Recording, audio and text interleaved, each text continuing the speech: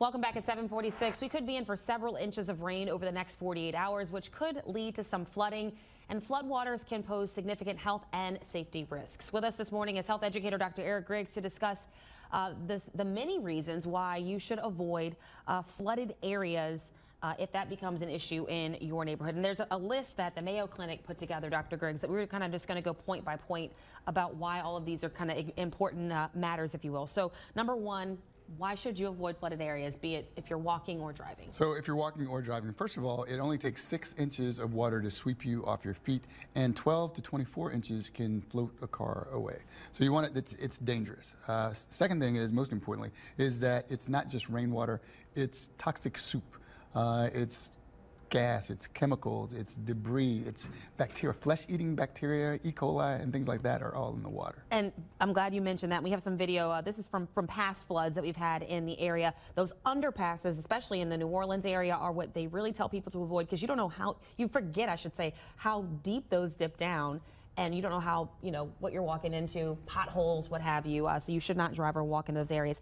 Talking about cleaning or disinfecting items that have had to touch that toxic soup, as you just called it. Yeah, if you want to clean or disinfect, first of all, you want to make sure that you're wearing gloves and that you're covered up and properly protected, because the rashes, people die every year from bacteria and things getting inside those wounds that can be toxic.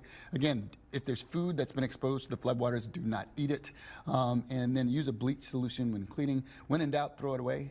When in doubt, throw it away. And you were showing at the bridge, remember the campaign, Turn Around, Don't Drown? Yes. Don't try to drive through it. Cars do not float. It's not a boat. Right. It's not a boat. Dr. Griggs, you mentioned if food happens to touch the water, just throw it away. There's really no way to really properly clean it. We haven't had an issue this bad, but there could be a situation where flooding is so bad that it gets into the drinking water system. At that point, why should you be really careful about? You mentioned, you called it a toxic soup, so that should tell us everything, but tell us more if you can. Yeah, toxic soup. Again, if there's any doubt, don't drink it. Boil your water if necessary. Follow the guidelines to boil it until it's safe, to try to get everything out. Preferably do not, if you can't avoid it, pay attention to boil water advisories. They're there for a reason. Our water is treated, or potable. I never pronounce that right. P-O-T-A-B-L-E. It has all that chemical toxic soup, the chemicals and the bacteria. You don't want to drink that. And then, Dr. Griggs, again, you mentioned if you have to clean flood waters, proper protection, but then you, of course, need to be washing your hands, getting rid of clothing that might have touched that water, just throwing it away. Throw it away. Use soap and water to disinfect any, not disinfect, but to clean any part of your body that might be exposed to it.